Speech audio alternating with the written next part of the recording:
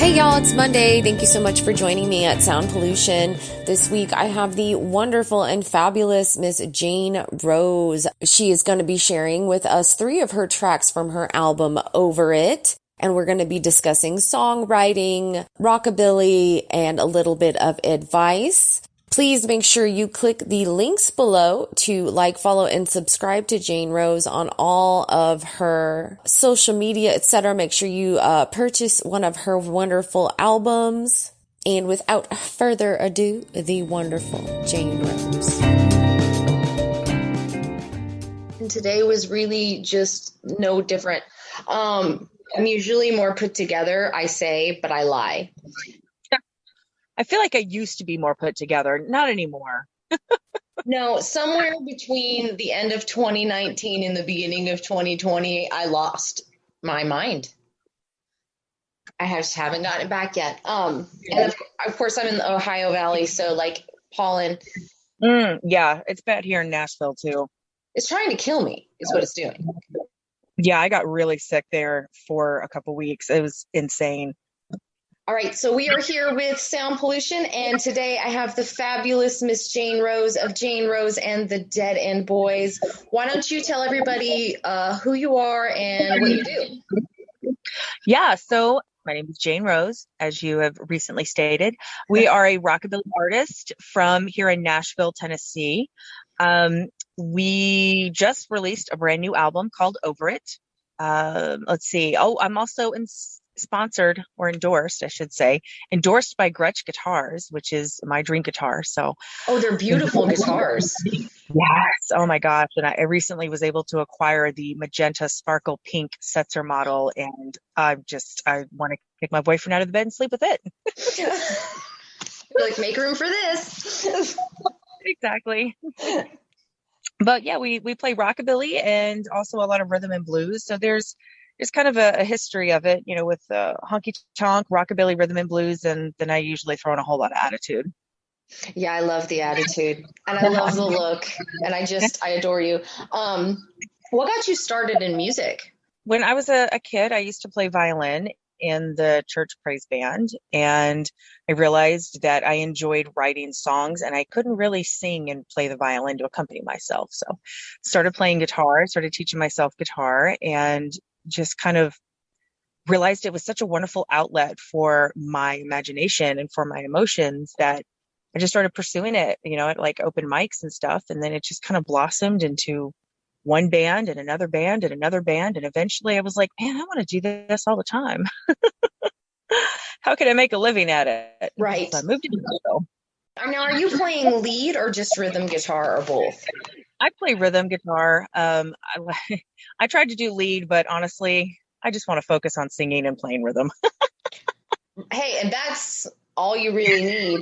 Was there like an aha moment for you as far as this is what I have to do? Is there a specific? Well, not necessarily with music, but within the rockabilly genre, yes. Okay. I had a folk rock band out of Louisville, Kentucky for about 5 years. And it's as cliche as it may be, I got a Gretsch guitar with that first-time home buyer's loan back in 2008.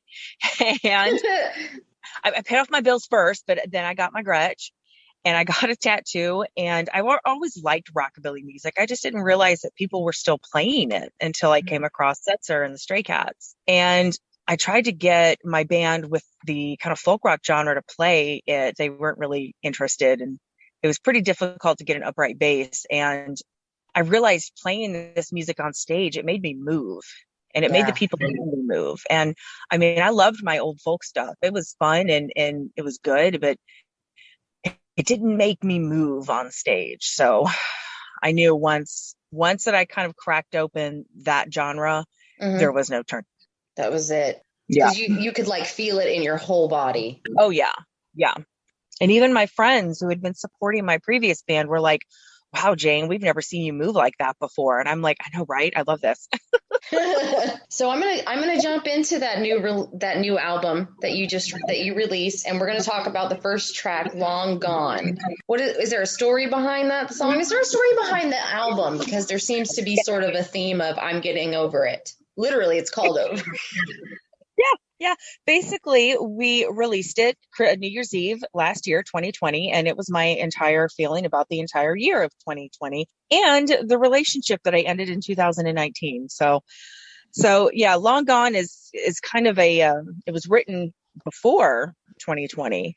So, but it was kind of kind of over this relationship, and I told you once, I told you twice, but you don't listen to my advice. So Long Gone, and when it came to name the album, I was like, man, I'm just over it.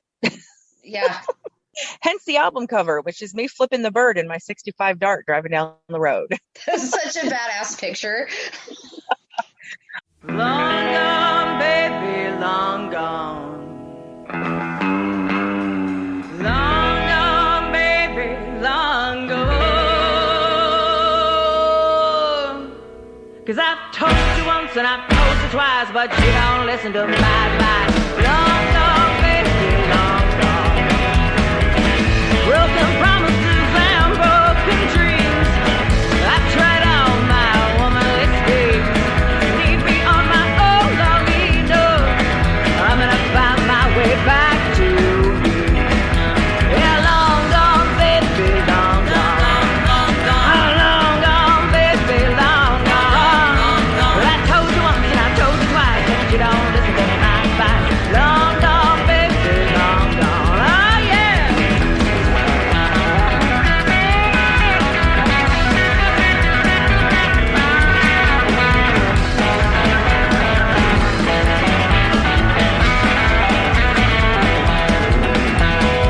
I've heard all your hollow excuses.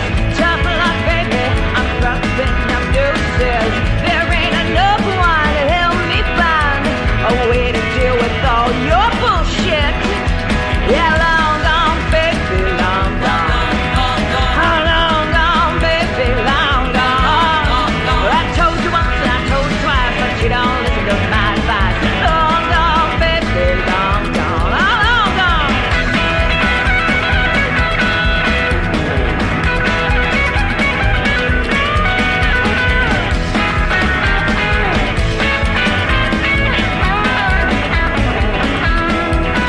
Well, my tears dry up and my patience is and this is your final warning, honey.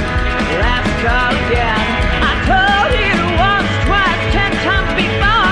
Now I'm walking out that door. Oh, oh.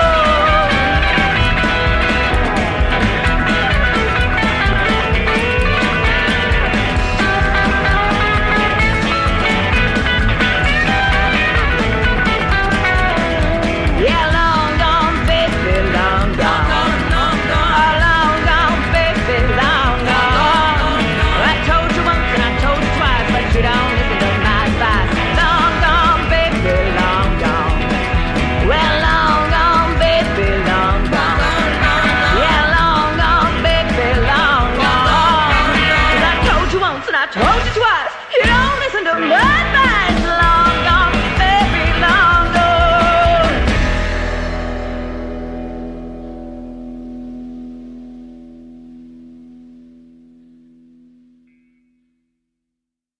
And your vocals, your lyrics are, I love the lyrics on like all your tracks. I've listened to the entire album between when you sent it to me and like a couple hours ago because of work and kid. Yeah. But I've listened to it all and it's very empowering. And I kind of got that vibe, especially from Long Gone and another track that I'll talk to you about in a minute. But in sort of in the middle of all this, there was the slower song, Best of Me. Yes. That was actually written by a good friend of mine from back in my folk days, Miss Annette Newman, and it was one of my favorite songs of hers. And I had asked her many years ago if I could cover it. I just hadn't gotten the right arrangement for me, to fit my genre. And I asked my friend Chris Casello if he would produce this album. And when we were coming up with songs, I kind of pitched him the idea of this song, and he was like, "Man, we should make it like old school, almost like Motown." Yeah.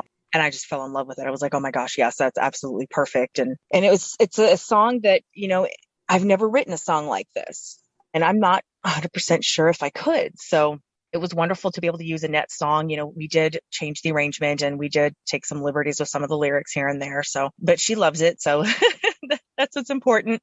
And it gave a nice flavor to the album, you know, a hint of vulnerability still. Yeah, it did, because I was like really jamming, and then that little guitar bit came across, and I was like, that is so pretty.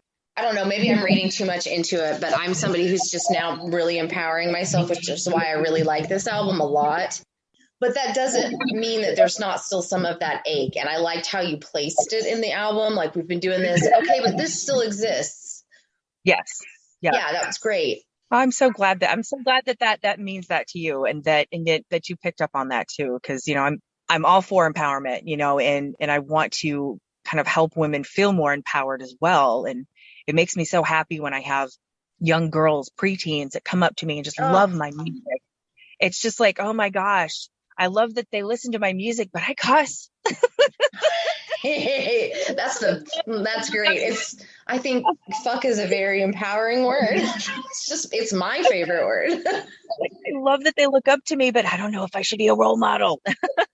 No, you should. You definitely should. Strong role models, strong, bold role models is what makes a difference, I think, in a little girl's life. I mean, like, when I look back on, like, because I'm old, on some of the musicians that I loved, they were harder around the edges, and that's why I think I liked them. You have that teenage angst, and here comes somebody who's older and who's like, yeah, sometimes shit sucks, and you're like, yeah, I can play the guitar too, and I'm a girl, and you're like, yes. Exactly.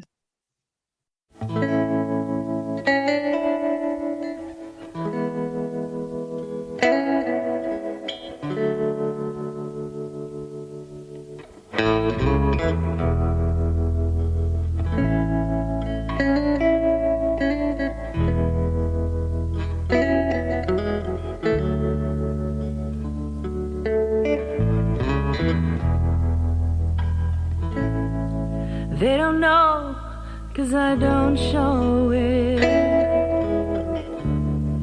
They don't ask, 'cause I'm doing well, so they think. They don't know that I'm dying, 'cause I make it look like nothing. Thought it'd be easy getting over you, but I see that I was wrong, so wrong. Your memory still haunts me. How long can this go? I still laugh and joke. I still talk to my friends. I still go out at night, but your memory never ends. And it's easy to tell them lies. They're on the outside looking in. When you left, you took the best of me. Now what am I supposed to do?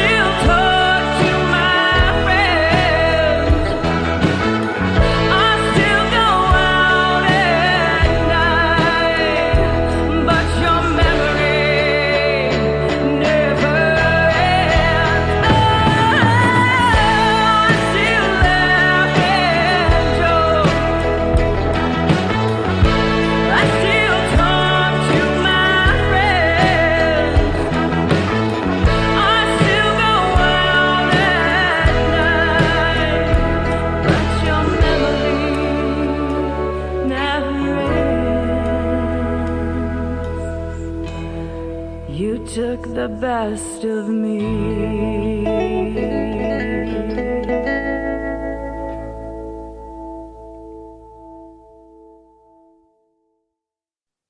What's your favorite part about performing live? And have you been able to do much of that with everything that's going on? Not nearly as much as we had planned last year, of course. We did a few outdoor shows, car shows and outdoor events. This year has picked up quite a bit more than I had anticipated, actually. I'm thinking the vaccine has really given people some hope, and Yeah. so they're venturing out some more. You know, it's so hard to put a specific favorite thing because it's a combination of releasing that energy out into an audience and them absorbing and releasing energy back to me. And then also feeling the energy from my bandmates, and we're all kind of connected and then connected with the audience. And it's such an emotional, I don't want to say roller coaster, because I mean, it is, but not in like the bad sense. You know what I mean? Mm-hmm. And being able to look out and see people that get it, that get the music, that understand it, or that are just like, hell yeah, I'm having a good time and I'm going to just shake my ass and I'm drunk off my butt, but here I am, you know what I mean? I don't know. It's a combination of all of that. And then the freedom when you play live, it's not as strict as when you're recording. So you can take little freedoms with some of the songs, and you can do little changes here and there, and you can just kind of flow with the energy. Do you like performing live more or writing more? Performing more.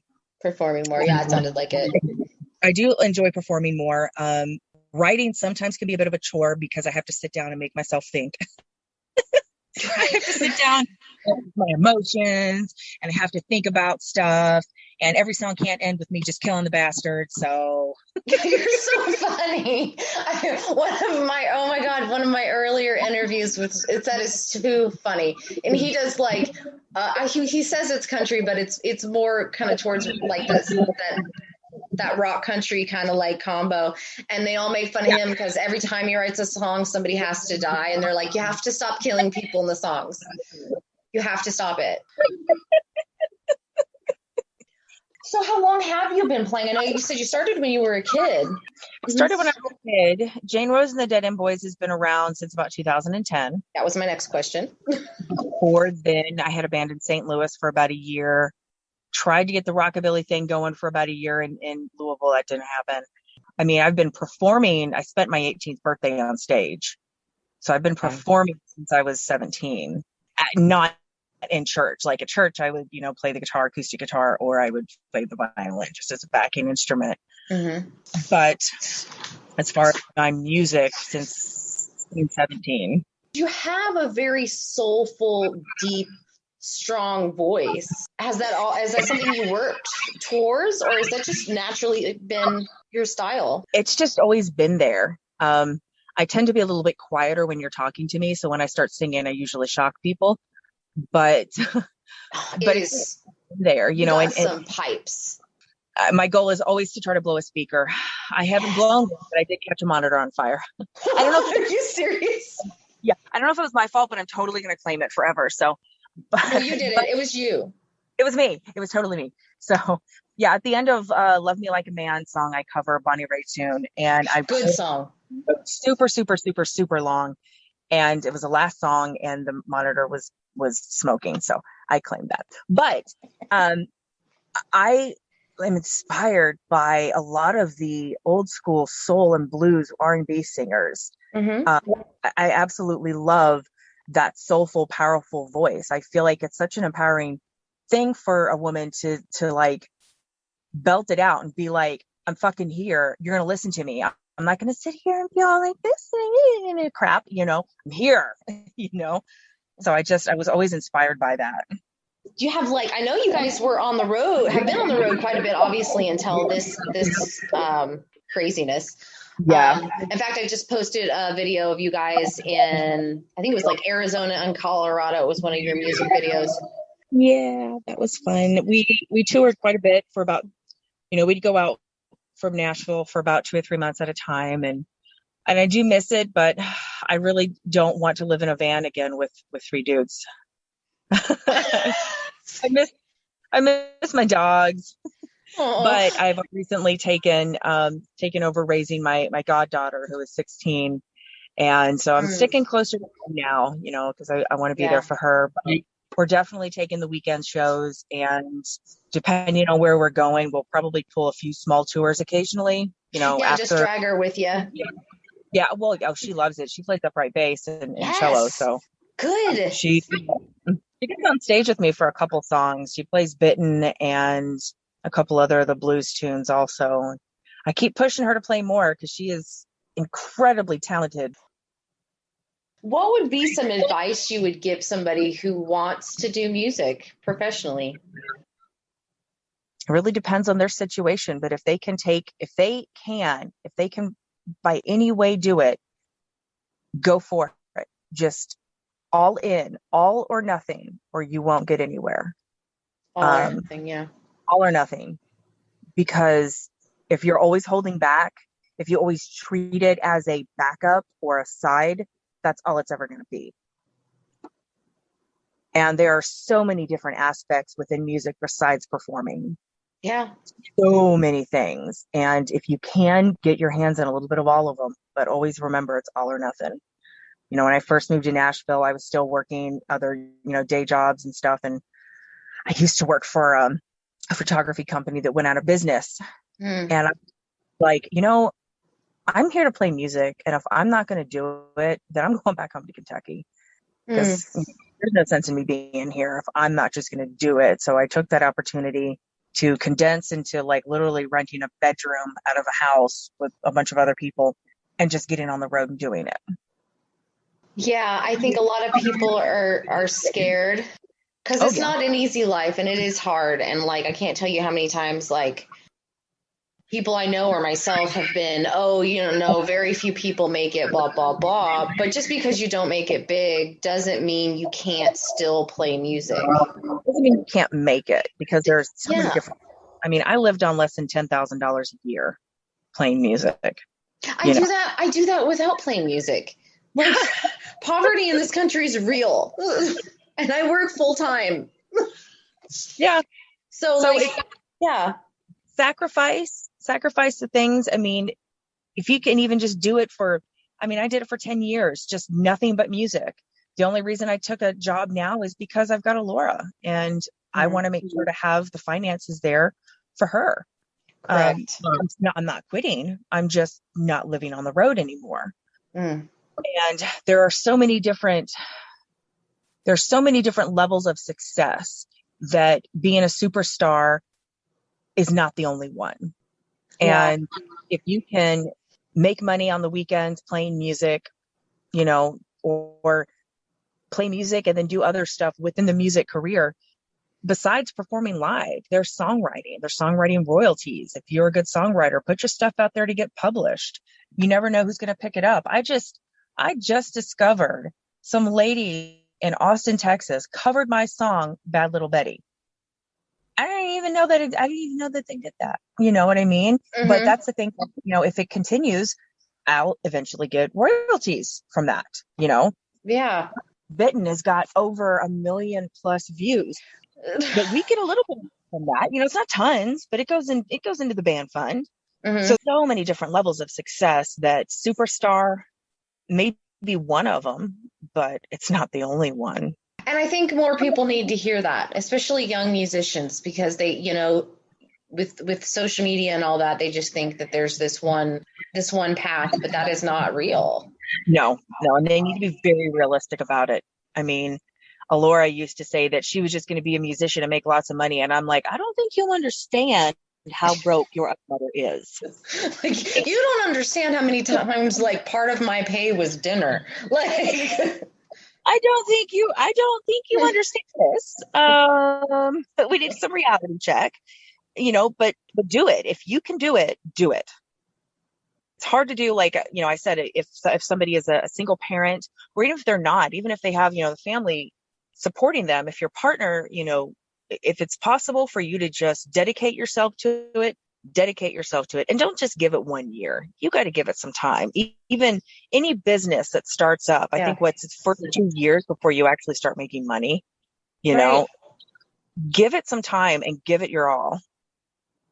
That's great advice. And since you're a parent, what advice would you give to a kid? Would it be the same? No, I mean, seriously, because this is the kind of stuff that I would tell Laura. Yeah.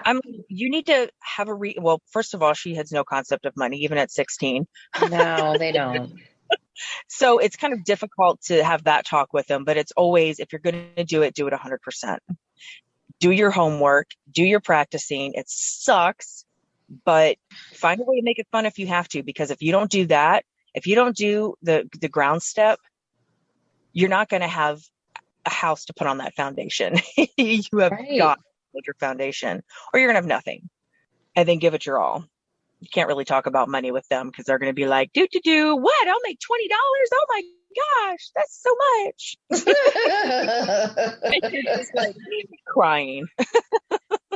You're just like, oh my God, I'm just sitting here praying you don't get sick. Like, cause that bill. Yes.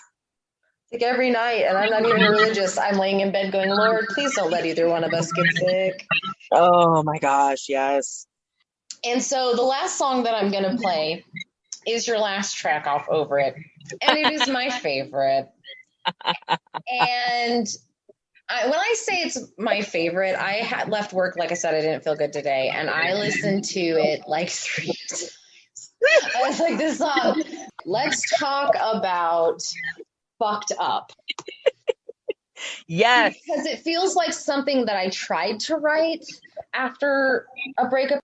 So I'm going to need you to get off my wavelength and tell me about it. So Fucked Up. It's kind of funny. A friend of mine, Shane Vale, he's an upright bass player that's played with us off and on. He and I were both just talking back and forth, which is how most songs happen for me. I'll just be talking and they'll be like, oh, that's a good line. And I was like, dude, I'm fucked up from the flow up. And he started laughing. And I'm like, oh, wait a minute. That's a song. And it took me like several years to write. Honestly, I wrote the first half of it. And then later on, I'm like, okay, I got to do something else. What else am I going to do? It's so difficult when you start writing a song and then a year later you try to go back to it and you're like, I'm in a completely different mindset now. Yes. So it took a little while to get there. And I just kind of pulled from the relationship that was ending and just kind of a little bit of everything else in my life. It's like, I'm fucked up from the floor up. I'm hell in heels. But I'll never spin my wheels. And I'll thrill you to the bone. I may be a hot mess, but I'm a damn hot mess. Oh God, it's so good. Well, I am so happy that you enjoy it. I love that song. I love the punk edge. I pushed the drummer so hard. I was like, you got to do that snare at the beginning. And it sounds like a freaking machine gun going off. I love it.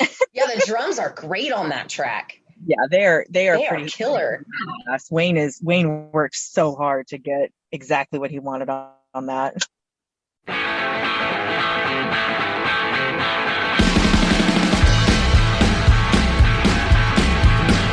Well, I'm fucked up from that flower up.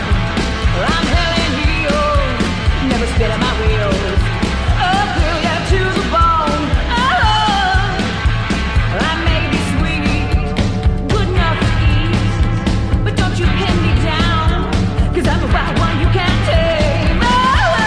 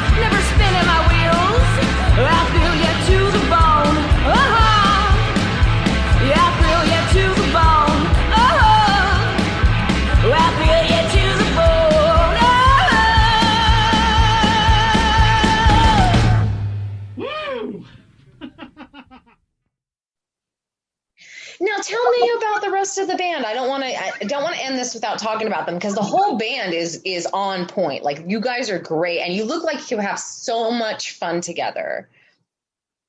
Jane Rose and the Dead End Boys. So my first band in St. Louis kind of screwed me over. And I decided that if I did another band, it was going to be Jane Rose and something, because by golly, I'm taking the lead on this, you know? Mm-hmm. And it was going to be Jane Rose and who the fuck plays with me. But I finally settled on Dead End Boys, which I kind of have to change a little bit right now, because I have this badass bassist named Lana.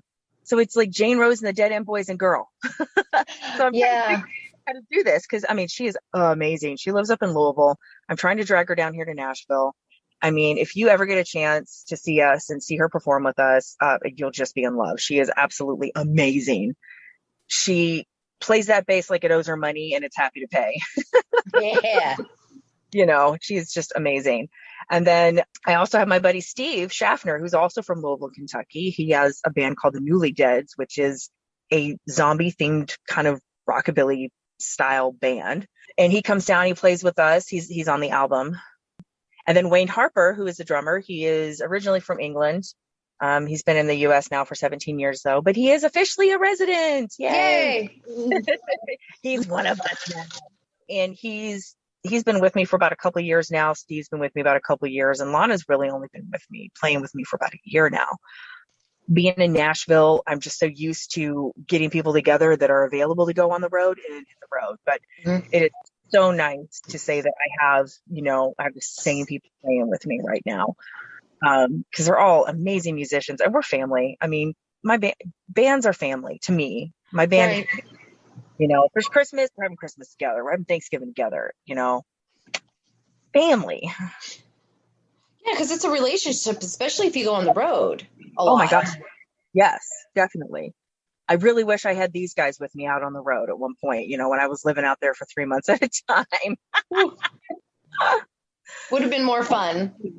It would have, I had a lot of fun, but there's always a little bit of clash of personality that you don't discover until the second month in, and you're across the country and you're just trying to get, through it sometimes. And when you're stuck in a conversion van with all of your gear and your people, and you really can only afford to split one motel room. But honestly, we'd always get out of it not completely hating each other. So that's okay. That's good.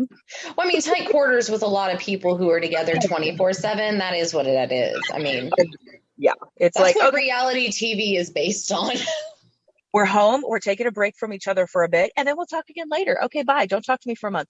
Yeah, I love you, but don't call me. Yeah. And that's kind of how it was, But I would really have enjoyed getting to experience these guys out on the road, what guys and gal out on the road with me. This would have been really fun to see how our dynamic personalities would have played and what kind of trouble we could have all gotten into. Ooh, that sounds like fun. Why don't you shout out your social media so people can find you? Oh my gosh, yes. So you can Google us. We are Googleable. Jane Rose and the Dead End Boys. I think it used to just be me and Keith Richards' manager who popped up, but I think there's a few other Jane Rose people out there. But yeah, Jane Rose, you can find us on Instagram, Jane Rose and the Dead End Boys. We have several different Facebook things. We got a group and a page. We have a website that I've been trying to work on for the last 2 years and still haven't done it, but you can go there to janerosemusic.com. Our music's also on Bandcamp. We got a YouTube. Hit us up on there. We have all 3 albums available on our Bandcamp. All 3 of them are available for download. But my very first album is the only one that is download only because I sold out of copies. Oh, wow. Good for you. Yes. I've got to get some more. I just haven't yet. No, but it's cool that you sold out of physical copies. That's awesome. Do you have any upcoming shows? I'm sure they are outdoor, but do you have any upcoming shows within the next month or so? Yeah, actually we have 3 shows this month. One of them being a rockabilly night here, or rockabilly afternoon. It's a Sunday afternoon, kind of cruise in at the Underdog in Nashville. And then we are going to Memphis to play an outdoor show. I have to check my website for that, but that'll be so the 16th, I think, is a Sunday. I don't have my calendar in front of me. I'm on my phone. No, that seems right. Okay, at 16th is the Underdog here in Nashville. Then the following weekend, we're in Memphis. And then the following weekend, we're going to be in Louisville at Beatersville Car Show. It's actually Shelbyville. I think it's fairground out there. We're going to be at that. Well, I am going to let you go get to it. It was a lot of fun chatting with you. See you later. Thank you. All right, everybody, that was episode 37. Thank you so much for listening this week. I appreciate you. Please, if you can, go to almost all of the social medias and like and follow Sound Pollution, and make sure that whatever listening platform you are using, you are hitting that subscribe or follow button. It really does help me keep the show going. If you are able to do so, please click that patron link below and think about becoming a patron to Sound Pollution. It really does also help me out. It's been a year and a half and we're still going. I know I've been a little lax on the lives. I'm not sure how to continue to do the lives since I can't bring you music every week. Unfortunately, due to the pandemic, it's still really hard to be at venues safely and have people over to play for you. So hang tight with me. I am still trying. Restrictions are being lifted. The vaccine is out, so hopefully I will be able to do that soon. That's it. I hope you guys have a wonderful week. Remember, be love and make some noise.